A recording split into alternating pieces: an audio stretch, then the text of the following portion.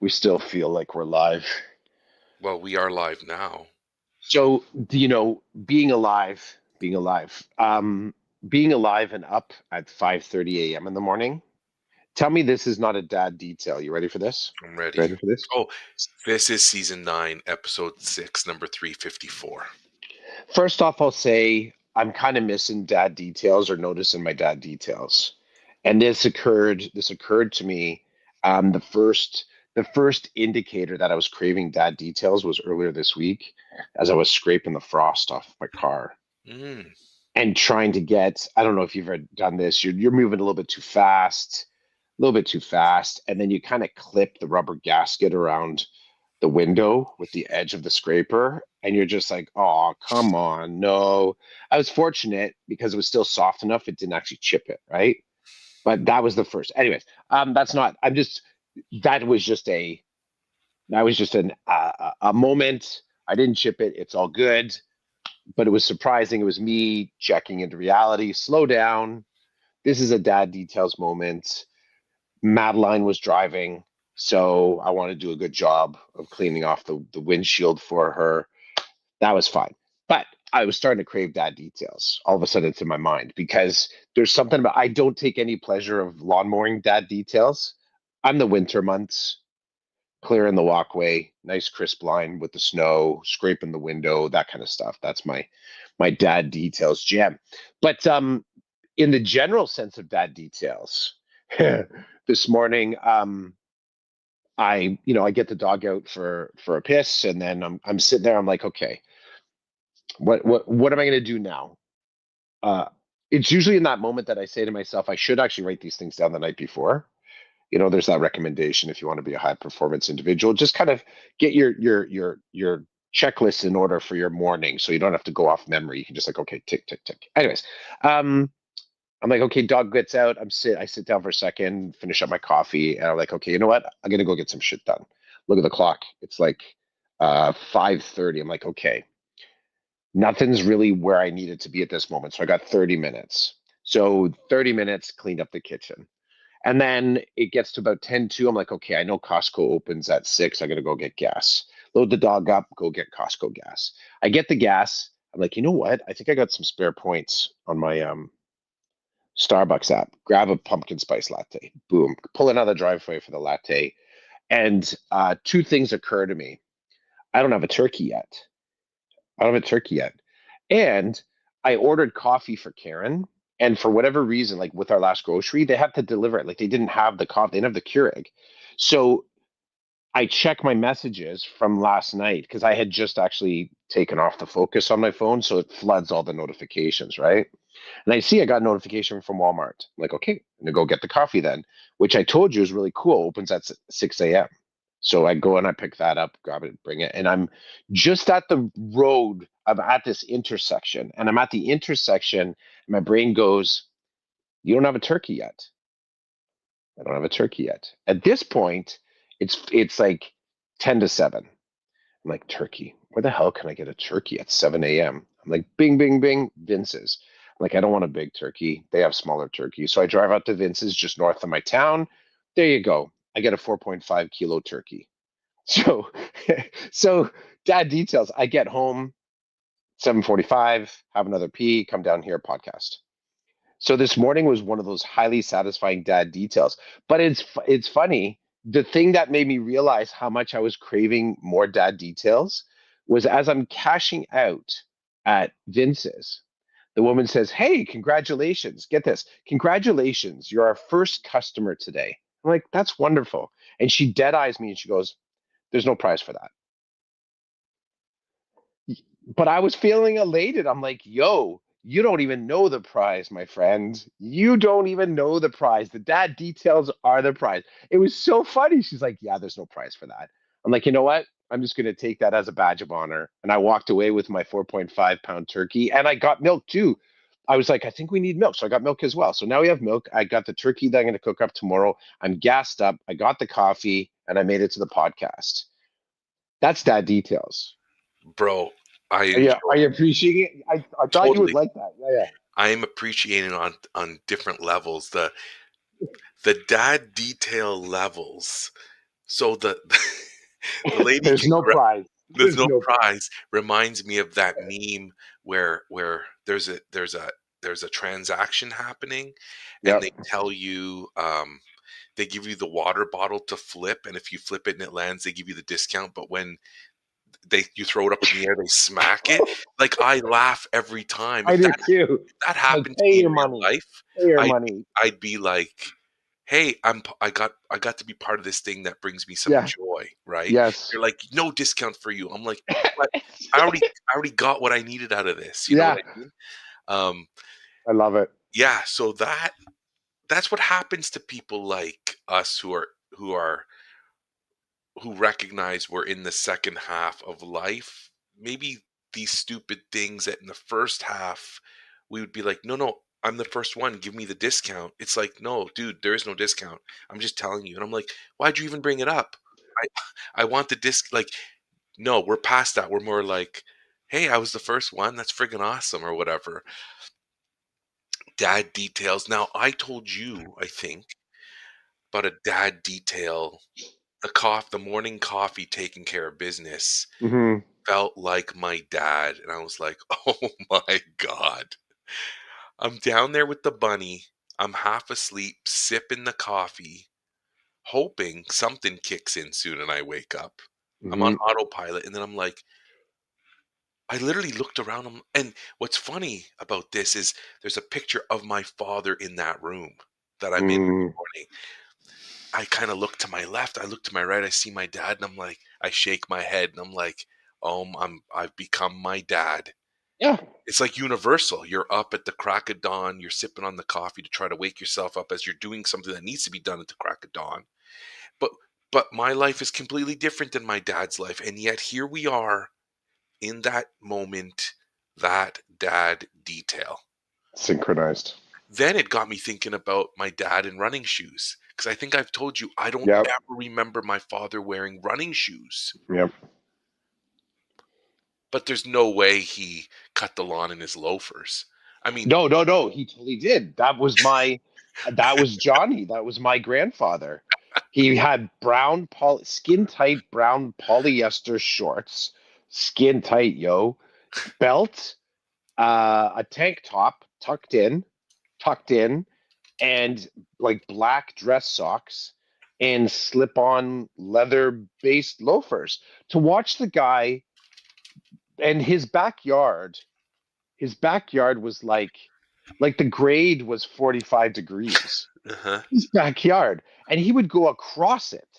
Like he'd be going this way, like the hill goes out like this. So he's going across it like this in loafers, and somehow he's got traction. Now I've tried to walk in like flat bottom shoes across a grade, and you just are like every single moment hoping that you don't do the freaking splits and rip your own crotch out of your pants, right? Like it's just somehow he clung on, right? This is also the dude that decided to pour 4 liters of gasoline down a wasp's nest and pretty much apocalypse now his backyard. He like him running away is like that Iron Man meme of standing there with his arms in the air. You know, am I not glorious? And then behind him, I can see just this geyser of fire shoot up from a rabbit hole. So he was pretty hardcore. But back to your dad, I have no doubt he's out mowing the lawn and like he had his dress loafers and then he had his lawn mowing loafers. That's that's that's how the pre-boomers and boomers rolled, right? And the first gen immigrant Mhm. ones, like it's practical, yo. I got to go out. I need something on my feet. There's my shoes. There's my freaking shoes. Is it okay? I want to shift to eh, I, initially I want to call it a darker side of dad details, but I don't know if that's fair. But can we shift a little bit? Because Yeah. okay, so I had this great discussion with a guy that I know, a colleague. Gary knows him too. Oh, by the way, good morning, Gary, and good morning, Rochelle. Thanks for joining us. Happy Thanksgiving. Happy Canadian Thanksgiving weekend. Hmm. Um, How do you say Happy Thanksgiving in French? I don't know if I was ever taught that. joyeux. Merci. Well, if we're No. doing and then giving, I don't know. Rochelle will correct us in a moment here, I'm sure. Um, Merci, Donne. merci donné. Was off the tongue. I Joyeux could, merci donné. yeah, I could Google that, but maybe Rochelle, maybe that's a Franglais translation. You know what I do at work when I pass one of the French teachers? I would just say bonjour, madame. And I say buongiorno. I tend to flip into Spanish. I don't know why. And so then the French teachers will talk to me in French, and I'll respond back a little bit. And then yeah, I that's what I do. wonder what they think when I walk past them, like, bonjour, madame. Um, a teacher came to talk to me about a student situation 2 days ago. Oh, joyeux l'action de grâce. Seems like a lot of words. That doesn't even hit me as Thanksgiving. But Yes. anyway, It doesn't flow off the tongue. Even Rochelle, you have to admit that does not roll off the tongue very well. anyway, Thank you, though, Rochelle. Thank you. a teacher, brand new teacher, brand new, like graduated in the spring, comes to talk to me about a situation. The first thing I say is, hello, madame. And she just looked at me like I was nuts. I'm like, well, you're a French teacher, right? Anyway, so that I was like, what's the problem? Let's get down to business. I was talking to a friend, a colleague, and we got into we talk about equity a lot. We talk about our experiences and our perception of those experiences based on who we are, like from a cultural lens, and where we come from our parents' lens. And we were talking about, how to respond to particular things. And I was reflecting on my father's experience. So my father comes here from another country. My father was a very proud man, but my father my father was so appreciative of being able to be here in a non-war zone in a country where the sky was the limit in terms of the success he could find, right? Hmm. So my father's approach to situations where maybe he was being treated differently because he was an immigrant, my Hmm. father decided to stay quiet in those situations. My father did not stand up and say, this is wrong. You're doing this to me because I'm this, or I don't speak English, whatever. So I was telling in this conversation, I was saying, I grew up watching my dad. I remember being in situations where I didn't know at the time what it was, but now I can say my father was being treated differently, and he was being treated less than because he is of his English. Hmm. I knew that. I could, as a young boy, I could feel that. I just didn't know what to call it. And sometimes when I talk about this to people, they think I'm nuts. Like they're like, that didn't happen. I'm like, what are you talking about? It didn't happen. If I'm 8 years old and I feel that weird thing in my stomach, something bad is happening. That's the Hmm. universal feeling we get, right? Yep. So I'm telling this person about this experience. Basically, I'm saying, like, for me, I was taught I was taught explicitly, you fly under the radar no matter where you go.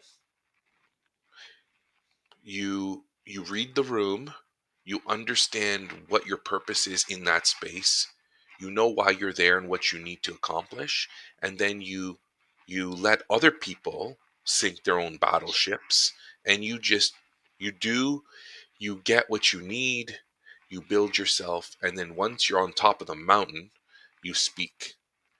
Do not speak halfway up, because there's a lot of people in that crowd, and there are people at the top watching all of you come up, and they're going to start pegging you off if they think that you don't need to be up there with them.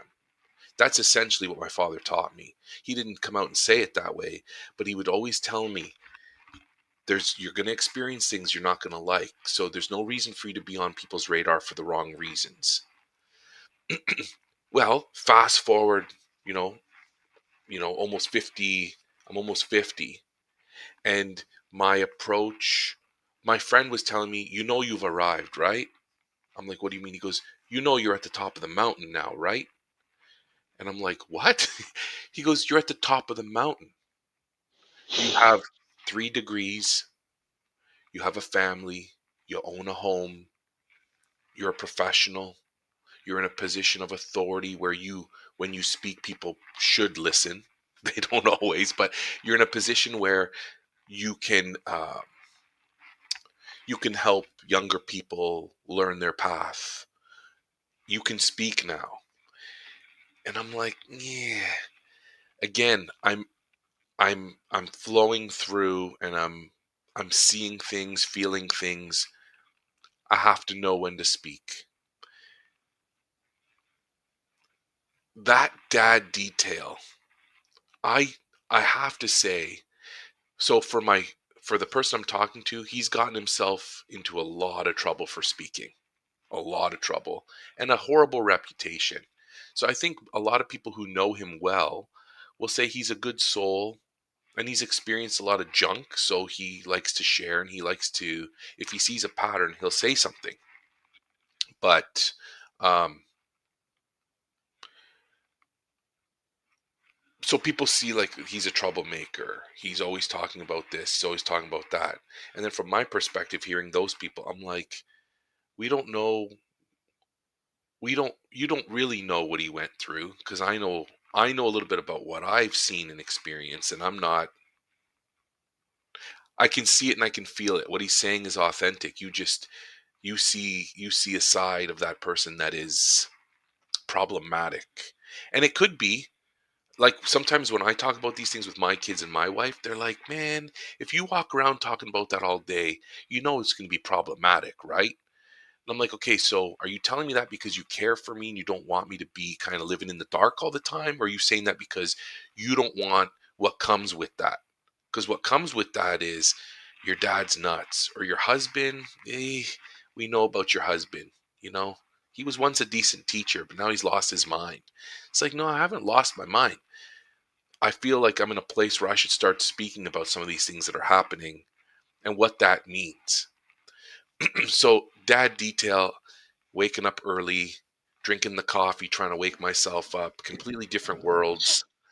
And then this dad detail about my dad giving me life advice that I never really understood, but I Hmm. kind of feel it now. I understand it now. Um, all, he's like, hey, I walked into a foreign country, a better place. They screwed up my name. They screwed up my date of birth. Nobody gave a rat's ass. They're just like, you're here, get in line, try to make something of yourself, stay out of jail, and do your thing. And he's like, what? You know? Anyway, dad details. When I die, I'm not going to have 5 aliases. I only have one name. When my dad passed away, he had different names on different documents because he would walk into a place and they would decide how to spell his name on whatever Hmm. document it was, and he would just keep his mouth shut because he's like, I'm Hmm. climbing that mountain. I don't need them to revoke my papers and send me back down. Hmm. Dad details of from that perspective, very interesting to me these days, because I want to speak about certain things. I do speak about certain things, and I think people will listen because I think they feel like I've earned an opportunity to talk about things that maybe they don't want to hear about. So they kind of feel it out. Like, what's Roland talking about? Well, Roland's talking. We should give it a listen. They're like, oh, we don't want to hear what he has to say about that.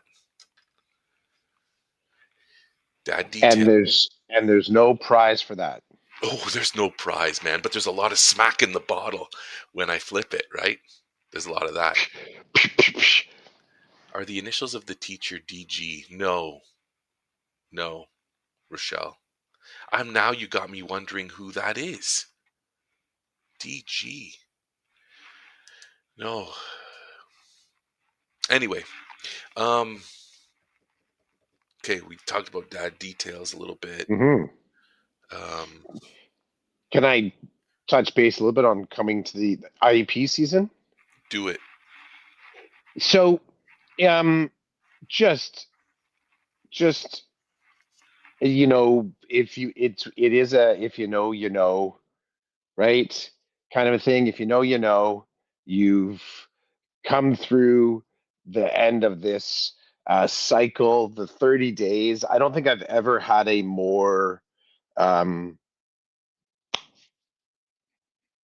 I don't think I ever have any more hyper awareness in my school year as those 30 days to get the IEPs out.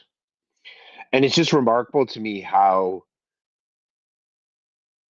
I know that I progressed in my efficiency and clarity and getting the stuff done. Like I know that I have, and yet every year I still feel the whole steamrollery energy of getting that paperwork done. And I don't know if there's, maybe it's that as I get better at it, I find more nuanced ways to make the IEPs better, like to more humanized, a little bit more clever, a little bit more eye catchy in the language so that teachers just aren't dulled out again with the way that they're reading it.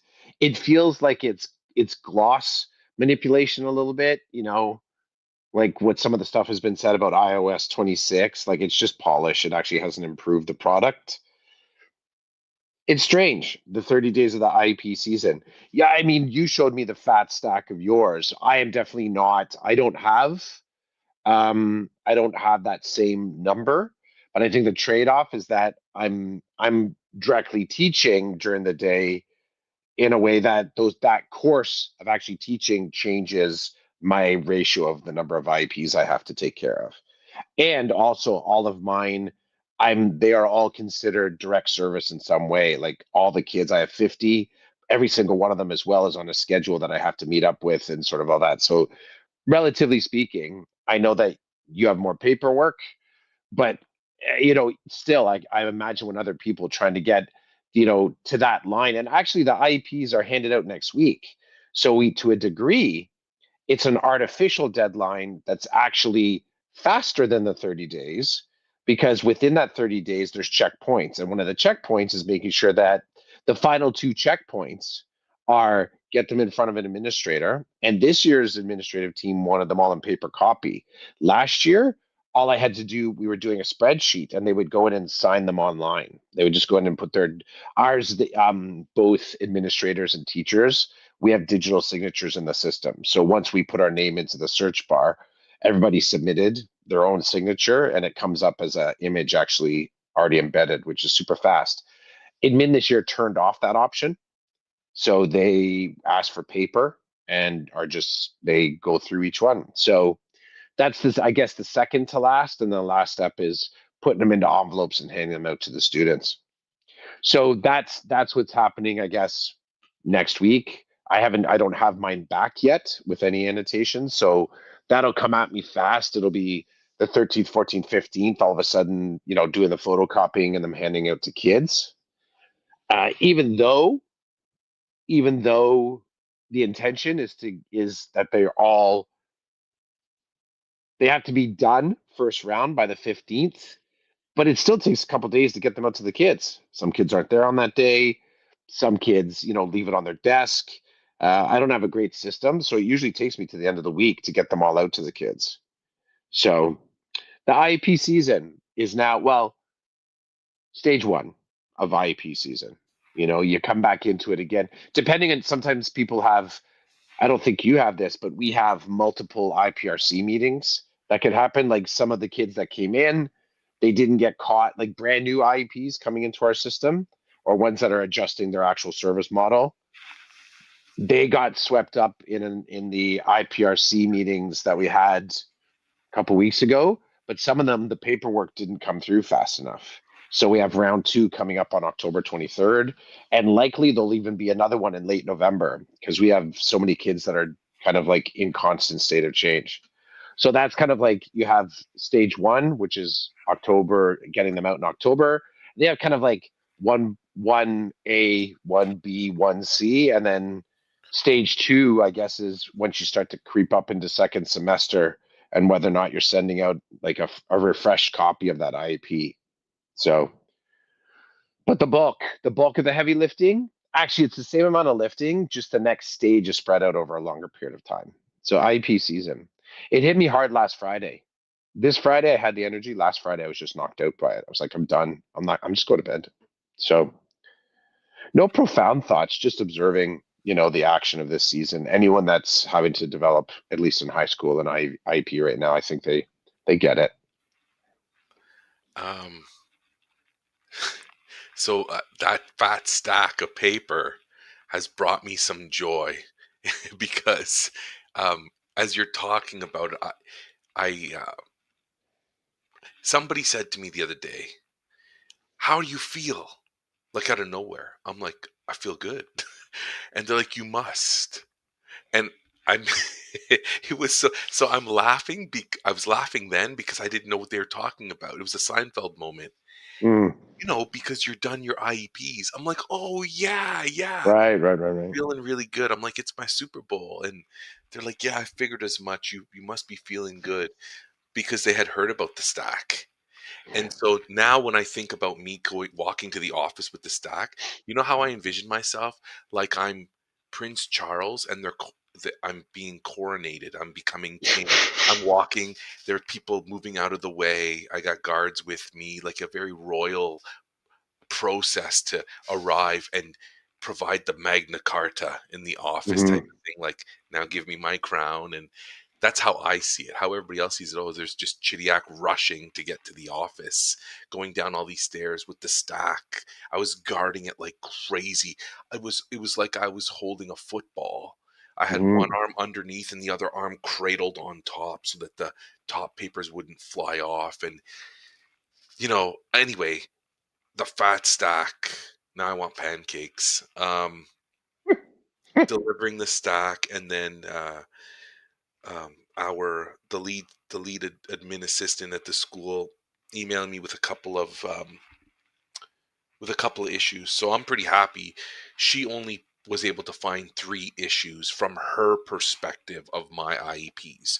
I don't know what admin will say. I'm sure they'll direct me as required. I'm not 100% sure who's looking them over. Uh, Hmm.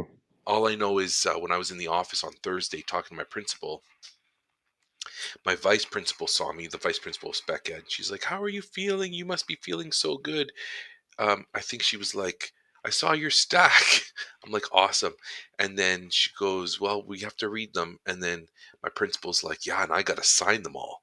And I was like, "Oh, you're fine, bro." Like, the pain in your hand, I guess you could compare that to the pain in my soul, just generally writing these things and the work that has to go into creating this. And I told a guidance counselor, I'm like, one day when I feel like I have the energy or I'm just procrastinating, I need to create a graphic of what happens, how I process an IEP when an OSR walks in the door and there's an IEP in it. Like, I literally want to map it out so people can see. Nobody's going to care, but I can appreciate the mental energy and the time that gets sunk into the different things that happen when that OSR comes in, and I get the email or the call saying there's an OSR here with an IEP in it. You're next up. Hmm. Get it. Um, I got that yesterday too, which is hilarious. Everybody's leaving the building. I get an email with 15 minutes left in the day saying, "Hey, so and so's OSR just arrived. There's an IEP in it." I wrote back and I said, I will look at that IEP. I will look at that OSR on Tuesday. I'm not going anywhere near guidance to pick that up because if I do, I know I'll process it this weekend. I don't want to do that. That's not fair because I'll process it to make sure it gets into an administrator early next week so that they can sign it. If it's a straightforward IEP and we'll get it home with everybody else's. No, no, I'm going to take the 30 days that come with the OSR just arriving. I'm not going to process that for next week. Sorry. Hmm. I will I will process it in that I will notify classroom teachers of accommodations for this student until I can solidify their IEP. I will do that immediately, but no, nothing else is going to happen as fast as I could make it happen. No. Right. I'm just out of gas, like really. I'm just out of gas. I need now to re-energize and refresh. and then go with the next season of IEP monitoring, because the creating the initial IEP season's almost over. And it's not over because once it goes home, parents then they fill out the consultation sheet and send it back. There's always people who are angry about something, or people who wonder about this, or people who believe that they weren't consulted. Like there's, and that's hilarious too, because the consultation process, each monitor has their own, created their own Google form. They have their own Google sheet. And man, you should see, like, I've kept the receipts. I color code that thing. After I process one of those consultation submissions, I do my best to contact the parent and let them know that I received their information and I've dealt with it accordingly. And I color code that thing. So if somebody says to me, "Hey, I you didn't work with my information," I'll be like, "What information?" I'm getting to that point where it's no, you don't get to come at me like that. You can, but I'm not going to give you the time, because I process things. I have proof that I've done things. And if your thing doesn't land in my proof, then it got lost somewhere in the way, but don't say I didn't do it. That, Hmm. if you say that, then I will defend myself. And you're allowed to say what you want, but yeah. And then there's people who don't follow timelines. Like, there could be a parent who fills out the form today, but I haven't looked at the form since 2 days after the deadline. I even gave it 2 days past the deadline to keep looking at it to see if people are providing me with information. At some point, I'm sorry, this is not reasonable anymore. That's why we provide deadlines, because I've got things to do. I got other things to focus on. You didn't meet the deadline. Sorry.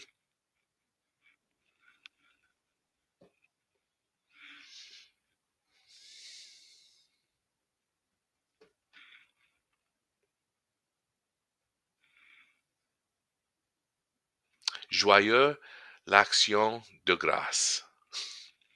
But like I said, it does not roll off the tongue. No, it's horrible. I would have never even imagined it would come out like that. I the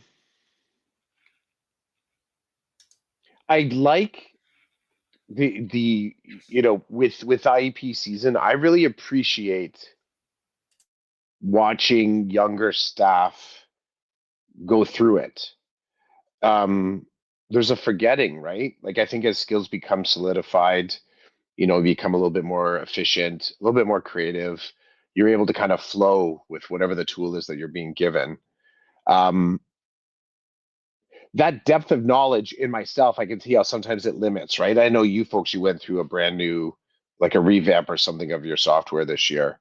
Um, there's always going to be people that will say, would they prefer the previous version, or you could do certain things with the previous version that you can't yet do with the current one. I always like to see the new people come in and just start using the tool, because sometimes it reminds me of how sometimes locked up my brain is. Like I don't see necessarily the things that I need to see. And them asking questions about it are good too. We have a fresh person um taking over my previous portfolio, so watching them have to do IEPs has been, at times I'm frustrated for them, because I remember asking myself the same questions, but also realizing you still have to. I could give them. I could talk about the choice that I made, but it doesn't really apply anymore because the kids are older, even the ones that are in the program, and the ones that aren't, the brand new ones, the brand new kids in, it's still a brand new IEP. Like you still have to do all the development for it. Like, so there isn't a really crisp and clean shortcut. Like the actual efficiencies don't exist yet. It's only once you sort of stay in relation with the kids that you can create some efficiencies there. So I appreciate listening to them. The other thing that I really appreciate is watching and really paying attention to how people help people. So the willingness of our team to help new certs kind of navigate and get some of that paperwork done. I like it. And I like it for two reasons. One, it's just nice to see people kind to each other and supportive in a department. But the other part that I really appreciate is a little bit like the reminder that I got from the cashier this morning when she said there's no prize for that. Because I've consistently watched the help be there, and it's like this 100% intensity, and then it just like that's it. Now you have to do it. The help isn't like I'm still gonna like literally. There's a ton of support that is done, and then it's like okay, now you got to do it, and it's just a 180 pivot away from the help. Like there is no more help. You have to take the help that I just worked with, and now you have to do 2 hours of work before you come back to me and ask for more help. And noticing that moment is pretty stark. It's a reminder of the actual depth and volume of what this work is. And to have someone that's kind of tutoring you with it, which is kind of like what's happening with the new folks trying to use our programs called SSNet. Um, that sudden turn off of the tap, I have seen reactions, everything from, oh, okay, sure, thanks, and then kind of this. They turn back to their computer, and then I've seen this one where the information kind of stops. So the CERT is like, yeah, okay, I got to do this, I got to do this, got to do this, and then the information stops, and then you just see them do this, like they were just kind of following along with the dictation to kind of get stuff done, but it does stop. And that really does speak to that. We could go back that what was that ZPD, zone of proximal Development.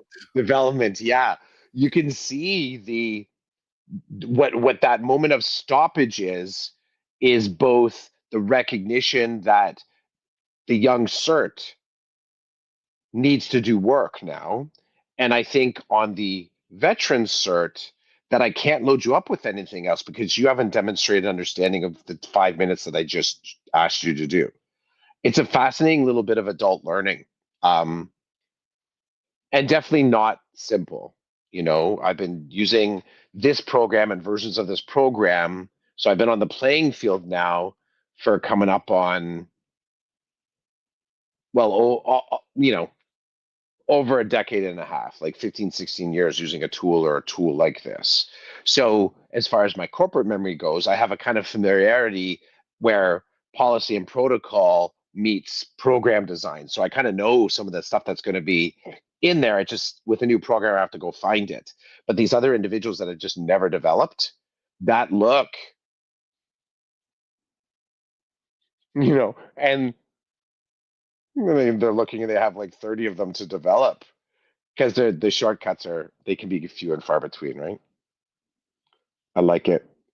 I like noticing it. It reminds me the importance of mentorship, working, being kind, supporting your team, but also the professional responsibility of now you need to do it, and there is no shortcut. You have to make it through this. Go. Yeah. Then there is no shortcut is knowing that is the shortcut to getting things done as people are looking around for how do I not do that? And I'm like, the more time you spend looking for the shortcut, it Spinning. Yeah. yeah, you're spinning. Like my analysis paralysis, I was telling people about it this week Yes. and they're like, what happened? I'm like, I got two new OSRs and I just stared at them. And they're like, Yeah. what, they're looking for, well, what was the complication? And I said, there was none. There, Me. I well, was yeah, the complication. I said, both of them by all measure were straightforward. They were straightforward. Mhm. One of them, there was a little bit of a bump, but a bump I now know how to manage. So it's Yep. not really a bump anymore. It's just an extra layer to the process. But I just was staring at them. Because what I know what goes into dealing with them, and I just at that moment in time my brain was like, no, you're not doing this. You know what it was, bro? I needed to do a hard reset on my Mm. operating system. I had to turn it off and turn it back on. Hold that button for 10 seconds, Yes, baby. because there were too many windows open, and when you do that, your OS just is like, I don't know what to do. You got too much going on. I was Yep. just I was my computer needed to be reset. Yep. I get that. Once it reset, I was good to go. I was flowing. I was in that flow, but analysis paralysis. It's like you make 1,000 decisions an hour, and then all of a Mhm, sudden they're like, "Here, take this." And it's like, do do do do do do. Oh, it's done. It's not working. mhm, Yeah, people are like, "What the hell was that? What are you doing? What does this mean?" I'm like, "I had to do something fun with it. I want to do something fun with it." I like magic. I like what Harry Potter's done with magic.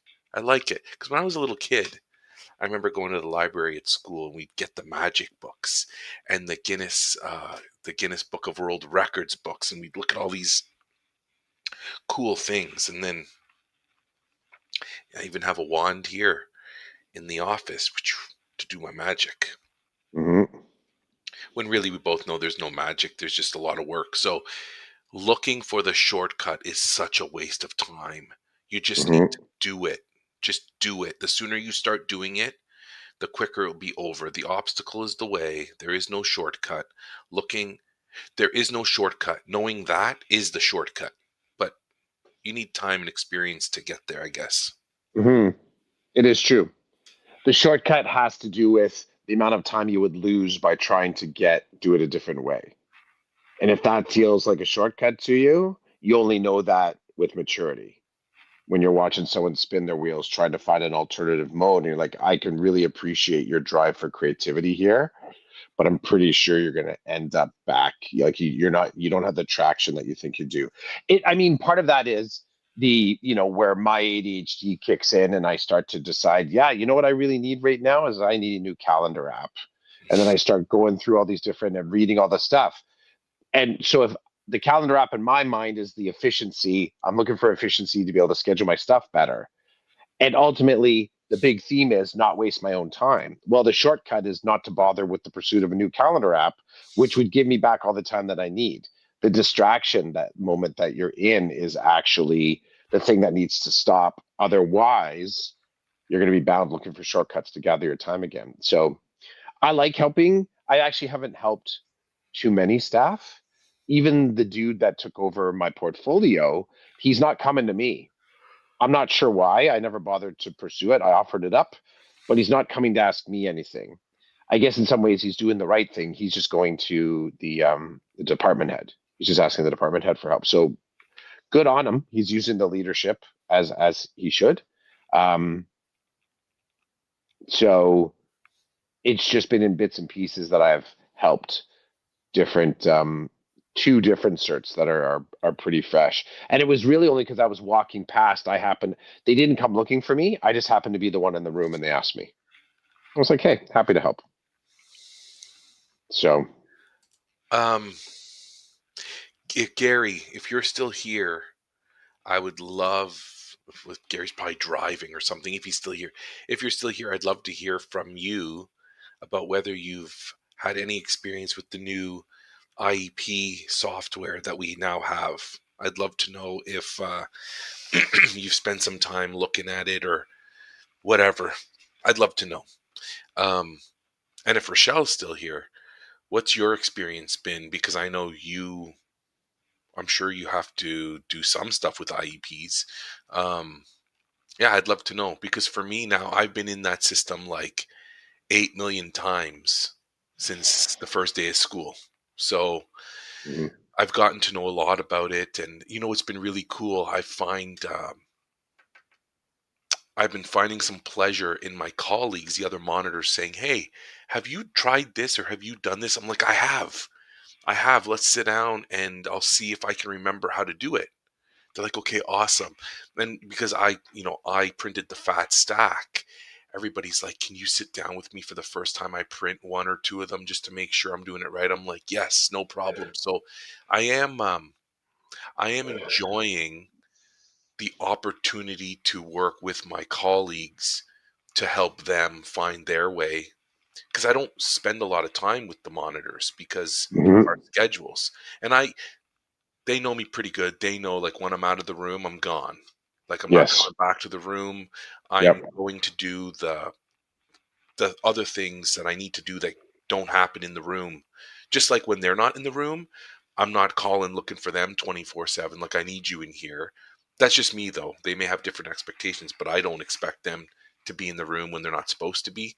Um, but yeah, it's I'm really finding I like those moments where I get the call. Hey, Roland, do you have a minute? I'm doing this with the Clever. I haven't done it before. Have you done it? Yeah, I've done it. I'm on my way. I'm gonna come and help you out with that if you need me. But it's just fun for me to be like, okay, do I remember how to do what she's asking me to do? Because one of the things we had to do to fix a problem was to go into the guts of this software. And I said to my colleague, I said, when I was in there, I was so friggin' careful because I had access to everybody's IEPs. So if I messed something up, it could impact the other monitors, could impact their IEPs, which I didn't like because that means that they could go in and do something that could impact my IEPs. And I Hmm. wouldn't know until somebody's like, what's wrong with this thing? I'm like, I never did that. Uh-oh, somebody else did something. So that was the message I gave the one monitor. I'm like, please just be really careful because we're literally in the place where we're we're behind the curtain and we're not supposed to be, but because nobody knows how to work this thing, we've been given access. We've been told you can go behind the curtain until we can get a door built with a special padlock that will not allow you to go back there anymore. Rochelle says, as I don't have any modified IEPs, there wasn't anything for me to do on the program. Her partner, my partner and I provided accommodation recommendations to our SET, and they, oh, okay, I didn't know that. So in elementary, well, in high school, we do it all. I don't have modifications, but I remember in elementary, I had to add some of that stuff, but it sounds like that's not your job anymore. It's just the modifications. Okay, cool.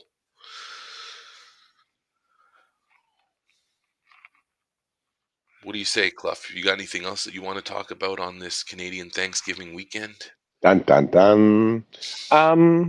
No, no. I'm just, even though this morning I was told there's no prize for that, me walking out of that Vince's this morning with a 4.5 kilo turkey, fresh turkey that I know I can cook off tonight ahead of time, felt like a prize. Felt like a prize. She was doing it just to kind of be cheeky and funny, but I felt like $1 million walking out of there. I And it love was that. still at dark o'clock because it was like 7 a.m. and we didn't have too much light there. So I have a question about your dog. do it. So, w- okay, what time? So your dog lives in a like a cage or a crate at night? At night, yeah, she's Okay. crated. So tell me, do you put her in there at the same time every night? Well, it depends on, yeah, for the most part. I mean, I go to bed early, Yeah. so Karen tends to stay up later. That's her, like, she enjoys that. I enjoy getting up early, right? Um, so typically Hazel will go into her crate around 10 p.m. No matter Yeah, what, that's usually the time that she's going in there. yeah. I mean, yes, yes, there are exceptions, of course. Like if somebody's up doing laundry at night or something, because now, like, and my kids are now, well, they've been old enough for a while to do their own laundry, but all they do is they keep it, the after 7 p.m. So if someone's up finishing up laundry, sometimes they're sitting in the TV room and they're sitting with the dog.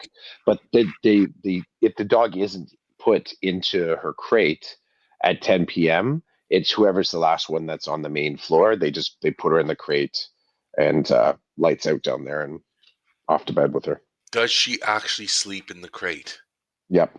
Yep. Okay. Yep. Yes, at night she actually does sleep because I've gotten home.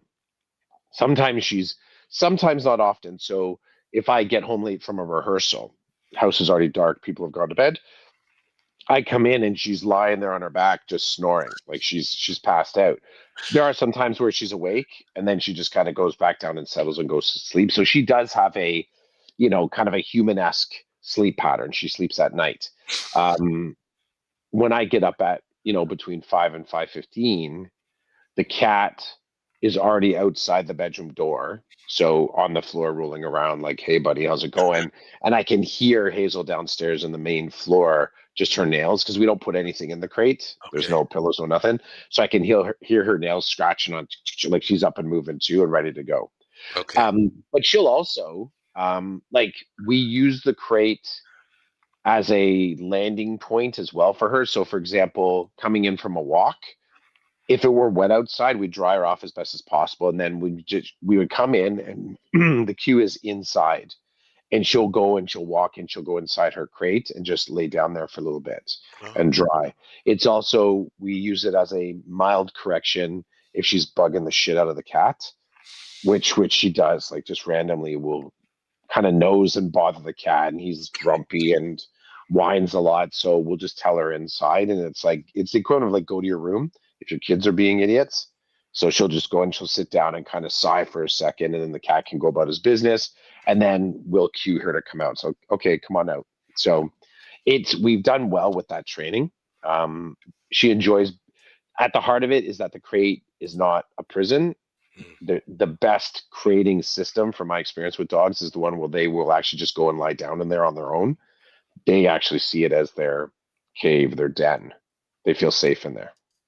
So there we cool. go. That's Yeah, my thanks dog. for that. My dog dad 101. I I wanted to get a feel for that Mhm. because I don't have any understanding, but that's cool. So she's up when you're up. Yeah. Yep. She's up right away. And usually the morning is I come down, do my medication, set up the coffee, let my coffee brew, and then I'll take her out to go to the bathroom, come back in, and then I'll have a drink of water. Like this is the weekday route. It's that well, no, it's pretty much it's every day of the week. Have a drink of water, and then I'll go do like on weekends. I do my dad detail errands, and then meet up with you during the week. I go up and I do 2 hours of prep in the morning, whether it's marking or planning or something like that, IP stuff. And she'll come up and she'll kind of hang in the office, and then she'll kind of bugger off and go wander somewhere, and she'll come up and go in the office, and she just kind of goes up and down the stairs, and she'll eat her breakfast. I'll put her breakfast down then too. So take care, Rochelle. You have a great weekend too. Rochelle was just signing off. Au revoir. Au revoir. Joyeux l'action de grâce. Jeez, L'action de grâce. so bad. I don't like it. Yeah. It just I like the words. The words are fun. But the actions of grace.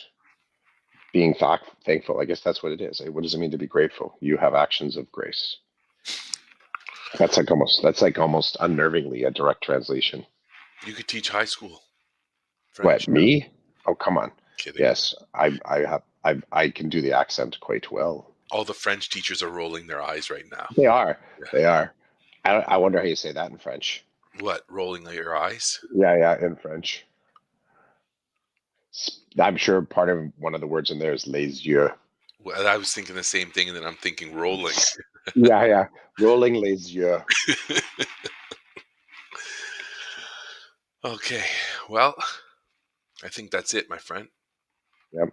Oh, it's very close. Rouler les yeux. Oh, okay.